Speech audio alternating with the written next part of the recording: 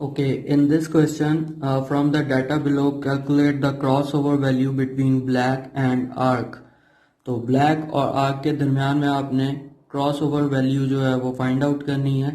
तो यहाँ पे हम देख सकते हैं कि जो पेरेंट्स हमें दिए गए हैं दैट इज ब्लैक आर्क और क्रॉस है ग्रे आर्क, ब्लैक स्ट्रेट का क्रॉस है ग्रे आर्क के साथ। ब्लैक स्ट्रेट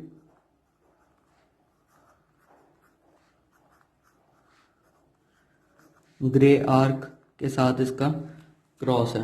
अच्छा, यहाँ पे ये कंडीशन है कि जो आपके पास यहाँ पे ग्रे है basically that is dominant over black and straight is dominant over arc. तो इस क्वेश्चन को देख के हम यहाँ से ये कंडीशन निकाल सकते हैं कि ब्लैक के लिए हम स्मॉल जी लिखेंगे, ग्रे के लिए कैपिटल जी, स्ट्रेट के लिए कैपिटल एस और आर्क के लिए स्मॉल एस लिखेंगे। तो यहाँ से एक और इन्फॉर्मेशन हमें इस क्वेश्चन में मिल जाती है कि ये चूंकि एक डोमिनेंट जीन मौजूद है, लिंक्ड जीन है किसके साथ, रिसेसिव जीन के साथ, यानी स्मॉल जी होने की वजह से ये एक डोमिनेंट है और एक रिसेसिव है, तो ये रिपल्शन का फिनोमेना है। ठीक है, दूसरी साइड पे भी एक ग्रे के लिए जी जो है वो डोमिनेंट है और आर के लिए स्मॉल है, तो इट मीन्स कि डोमिनेंट के साथ रिसेसिव एलील जो है वो लिंक्ड है एक क्रोमोसोम के ऊपर। That's why this phenomena will be referred as repulsion। तो ये चीज तो यहाँ पे क्लियर हो गई।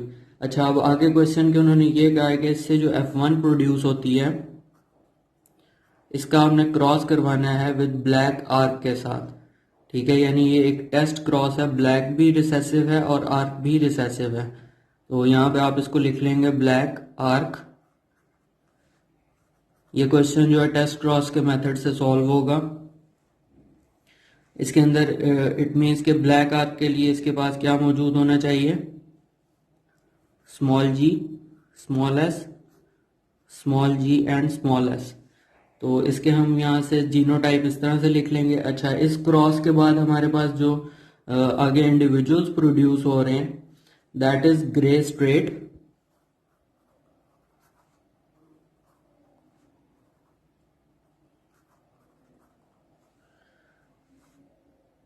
ये टोटल जो आपके पास प्रोड्यूस हो रहे हैं ये 281 है इंडिविजुअल्स। फिर है ग्रे आर्क, इनका नंबर है 335। फिर इसके बाद आपके पास ब्लैक स्ट्रेट प्रोड्यूस हो रहे हैं,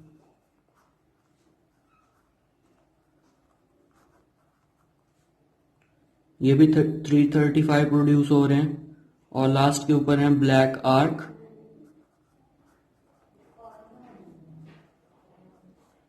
ये 239 प्रोड्यूस हो रहे हैं। अच्छा, यहां से हम इनकी जीनोटाइप जो है वो लिख लेंगे। ग्रे आर्क, ग्रे स्ट्रेट के लिए इनकी जीनोटाइप होगी कैपिटल जी, और चूंकि स्ट्रेट है तो कैपिटल एस। और ये इस पेरेंट से चूंकि ब्लैक आर्क के साथ ये क्रॉस था तो दूसरा जो जीनोटाइप इसमें से आ रही है, जो जीन्स आ रहे हैं वो स्मॉल जी हैं और स्मॉल एस हैं, तो ये हेट्रोजाइगस होगा ग्रे स्ट्रेट होने के लिए।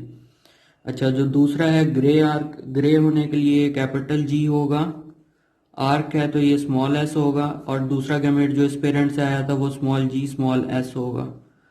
ब्लैक स्ट्रेट के लिए आपके पास स्मॉल जी होगा और कैपिटल एस होगा, और ये दूसरे पेरेंट से चूंकि ये स्मॉल जी ही कंट्रीब्यूट हुआ था और स्मॉल एस आया था तो ये स्मॉल एस यहाँ पे आ जाएगा। अच्छा, जो ब्लैक आर्क प्रोड्यूस होंगे, ब्लैक के लिए स्मॉल जी और आर्क है तो स्मॉल एस, स्मॉल जी और स्मॉल एस। तो ये इनकी जीनोटाइप्स हो गई। टोटल नंबर ऑफ इंडिविजुअल्स जो प्रोड्यूस हो रहे हैं वो ये हैं। हम उनको यहाँ पे सम अप कर लेते हैं, 281, 335, 335 और 239। तो टोटल इंडिविजुअल्स जो आपके पास प्रोड्यूस हो रहे हैं 1190 या 1190 टोटल इंडिविजुअल्स प्रोड्यूस हो रहे हैं। रिपल्शन का फिनोमेना इसके अंदर वर्क कर रहा है इस क्वेश्चन के अंदर। अब हम यहाँ से देखेंगे कि आपके पास पेरेंटल कॉम्बिनेशन इनमें से कौन कौन से हैं।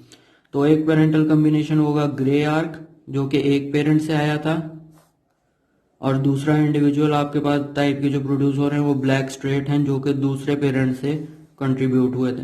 It means these two are the parental combinations, और जो ग्रे स्ट्रेट है ना वो यहाँ पे है ना वो इस पेरेंट ने कंट्रीब्यूट किया, और ब्लैक आर्क जो है वो भी दोनों पेरेंट्स में से किसी ने कंट्रीब्यूट नहीं किया। तो हमने इनकी बेसिकली अब क्रॉस ओवर परसेंटेज निकालनी है किसकी, ब्लैक आर्क की, क्योंकि क्वेश्चन के अंदर उन्होंने हमसे जस्ट ब्लैक आर्क की जो है वो परसेंटेज क्रॉसिंग ओवर की हमसे पूछी है। तो हम इसको फाइंड आउट करने के लिए क्या करेंगे कि 239 को आप डिवाइड कर देंगे 1190 के ऊपर।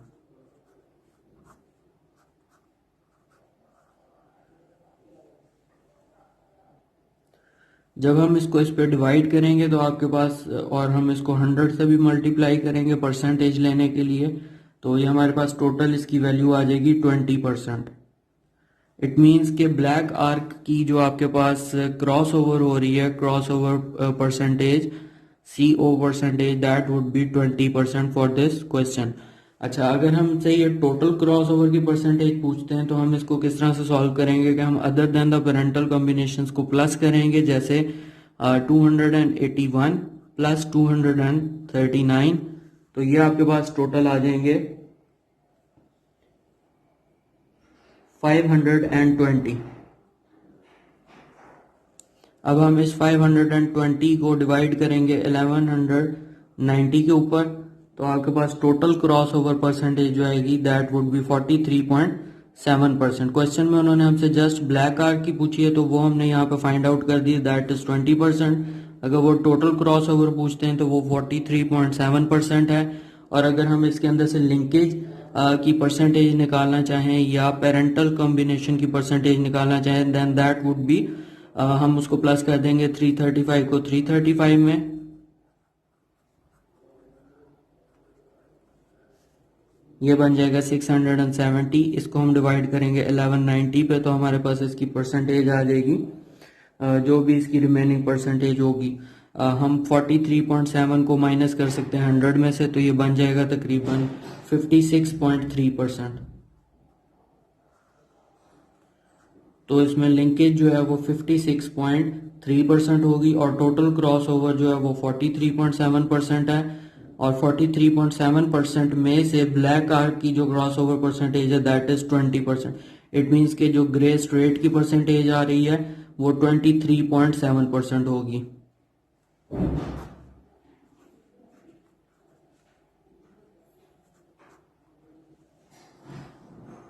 अच्छा, जो नेक्स्ट क्वेश्चन है दैट इज क्वेश्चन नंबर 6। ये भी क्वेश्चन नंबर 5 की तरह का है। इसके अंदर आप देख लेंगे कि मेज वैरायटी है विद कलर्ड फुल ग्रेन, यानी कलर्ड फुल के लिए CF, कैपिटल सी एफ। इसका क्रॉस है कलरलेस श्रंकन के साथ जो स्मॉल सी स्मॉल एफ है, यानी कलरफुल होने के लिए ये डोमिनेंट है, और फुल उसकी जो शेप है वो फुल साइज होने के लिए वो कैपिटल F है, और स्मॉल सी जो है ये कलरलेस कंडीशन को रेफर कर रहा है, और स्मॉल f जो है वो आपके उसके श्रंकन साइज को या शेप को रेफर करता है। तो इससे जो F1 प्रोड्यूस हो रहा है इसको टेस्ट क्रॉस करवाया गया with double recessive parent which was small C F, यानी कलरलेस श्रंकन के साथ क्रॉस करवाया गया। तो इससे जो आगे इंडिविजुअल्स प्रोड्यूस हुए हैं वो कलर्ड फुल थे,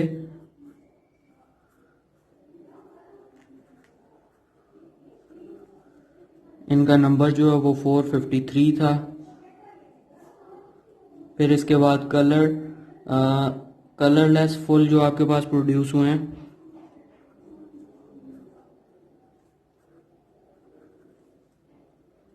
ये 48 थे। कलर्ड श्रंकन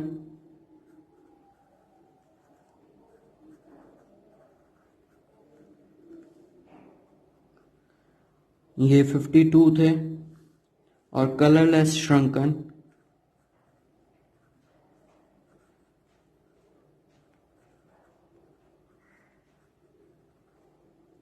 ये टोटल 447 थे। अब यहाँ से हम इसके पेरेंटल कॉम्बिनेशंस देख लेंगे कि एक पेरेंट ने हमें कलरलेस श्रंकन के गैमीट्स कंट्रीब्यूट किए थे, तो ये पेरेंटल कॉम्बिनेशन है कलरलेस श्रंकन।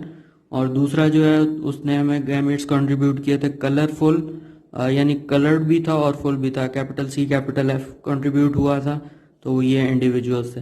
तो ये दो जो है बेसिकली पेरेंटल कॉम्बिनेशंस हैं, और ये दो जो हैं ये other than the parental combinations हैं और द क्रॉस ओवर, आप इनको समझ सकते हैं कि क्रॉस ओवर इंडिविजुअल्स प्रोड्यूस हुए हैं।